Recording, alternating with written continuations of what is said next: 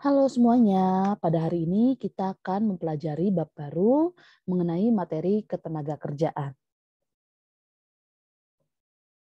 Oke, ada beberapa definisi konsep ketenagakerjaan. Yang pertama, tenaga kerja.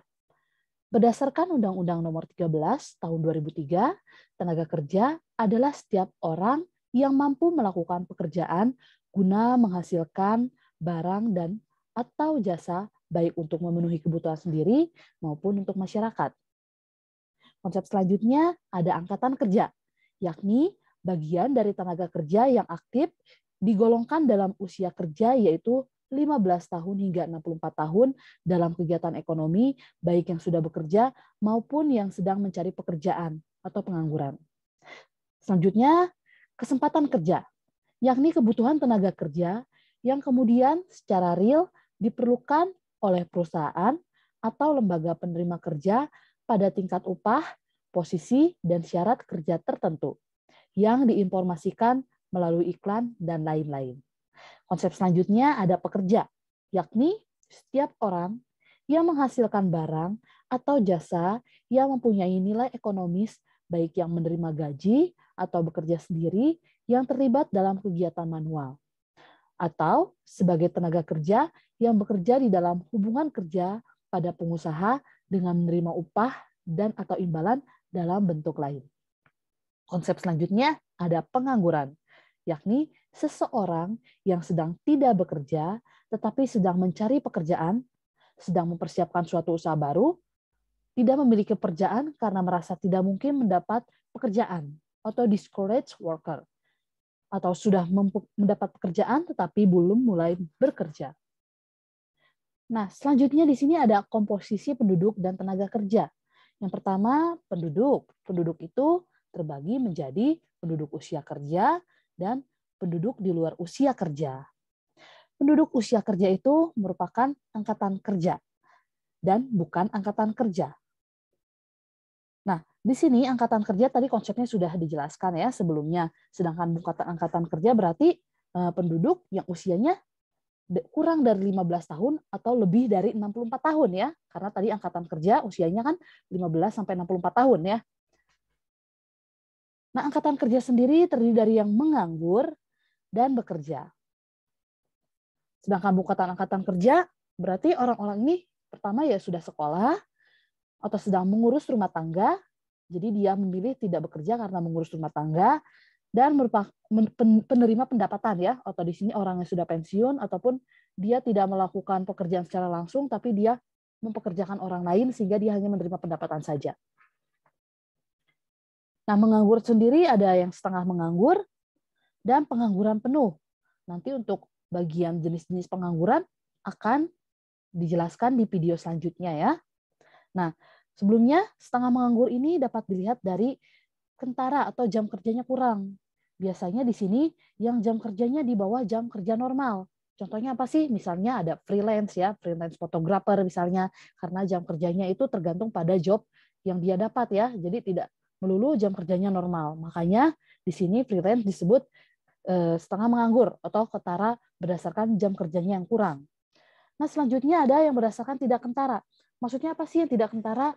Yaitu mereka yang dimasukkan dalam kegiatan pekerja ya, jadi pekerja yang bekerja tetapi sebetulnya menganggur jika dilihat dari produktivitasnya. Jadi contohnya seperti ini, ada 4 orang yang bekerja dalam satu jenis pekerjaan. Padahal satu jenis pekerjaan tersebut sebenarnya bisa dikerjakan oleh 3 orang saja. Sehingga satu orang yang tidak bekerja tersebut atau yang tidak produktif tersebut disebut disguised employment ya atau pengangguran terselubung.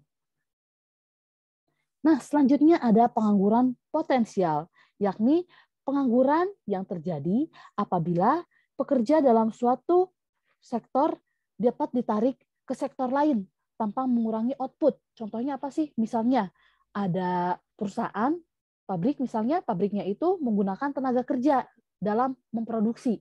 Tapi ternyata penggunaan tenaga kerja itu bisa digantikan dengan mesin. Otomatis nanti tenaga kerja menjadi pengangguran potensial ya.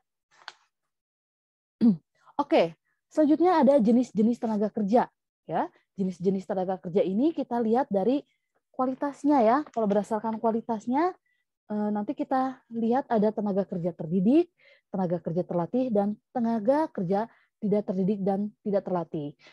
Selanjutnya juga ada tenaga kerja rohani dan tenaga kerja jasmani.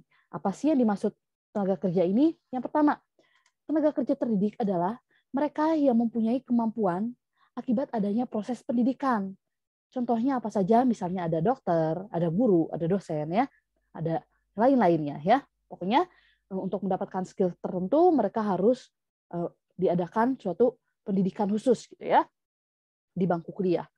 Dan selanjutnya ada tenaga kerja terlatih, yaitu mereka yang mendapatkan skill-nya akibat adanya latihan secara terus-menerus. Misalnya kalau kita lihat di gambar ini seorang montir ya, montir itu mendapatkan skill-nya karena adanya latihan. Selanjutnya ada tenaga kerja tidak terdidik dan tidak terlatih, yaitu jenis tenaga kerja yang tidak memerlukan pendidikan ataupun pelatihan untuk melakukan pekerjaannya, tapi hanya membutuhkan badannya saja. Contohnya di sini ada cleaning service ya, yang suka sapu-sapu taman, ataupun misalnya kuli bangunan, kuli angkut ya, seperti itu. Selanjutnya ada tenaga kerja rohani. Maksudnya apa sih tenaga kerja rohani? Yaitu jenis tenaga kerja yang membutuhkan rasa dan karsa dalam melakukan pekerjaannya ya. Contohnya di sini ada pengacara ya. Nah, di sini kalau pengacara sebenarnya juga termasuk tenaga kerja terdidik ya, selain tenaga kerja rohani. Selanjutnya ada tenaga kerja jasmani ya, hampir mirip dengan tenaga kerja tidak terdidik dan tidak terlatih, yaitu jenis tenaga kerja yang membutuhkan badannya untuk bekerja. Contohnya di sini ada kuli panggul ya. Oke, kita lanjut saja. Di sini ada beberapa rumus ketenaga kerjaan ya. Oke, yang pertama, penduduk. Penduduk adalah tenaga kerja ditambah penduduk di luar usia kerja ya. Yang kedua, ada tenaga kerja, yaitu angkatan kerja ditambah bukan angkatan kerja. Yang ketiga ada angkatan kerja, yaitu penduduk bekerja ditambah menganggur. Selanjutnya ada tingkat partisipasi angkatan kerja. Sebenarnya apa sih tingkat partisipasi angkatan kerja? Yakni hubungan angkatan kerja dengan kesempatan yang tersedia. Semakin tinggi nilai tingkat partisipasi angkatan kerja, maka semakin besar penyedia tenaga kerja. Nah, untuk mencari tingkat partisipasi angkatan kerja, rumusnya angkatan kerja dibagi penduduk usia kerja dikali 100%. Selanjutnya ada dependency ratio atau DR ya. Yakni merupakan perbandingan atau rasio antara jumlah penduduk usia non-produktif, yaitu di bawah 15 tahun dan di atas 64 tahun, dengan jumlah penduduk usia produktif, yaitu 15 sampai 64 tahun.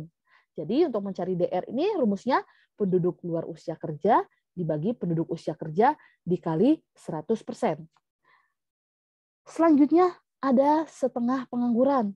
Setengah pengangguran ini tadi yang bentuknya pengangguran ketara jam kerja ya. Jadi misalnya freelance ya, yang jam kerjanya di bawah jam kerja normal. Nah, untuk mencari setengah pengangguran ini rumusnya yaitu bekerja 14 sampai 35 jam per minggu dibagi angkatan yang bekerja dikali 100% ya. Selanjutnya ada setengah pengangguran kritis, yakni yang bekerja kurang dari 14 jam per minggu. Nah, rumusnya bekerja kurang dari 14 jam per minggu dibagi angkatan yang bekerja dikali 100%. Oke, sekian untuk pertemuan hari ini. Untuk di video selanjutnya, materi selanjutnya, kita akan membahas tentang sistem upah dan jenis-jenis pengangguran dan cara mengatasinya ya. Terima kasih semuanya. Tuhan Yesus memberkati.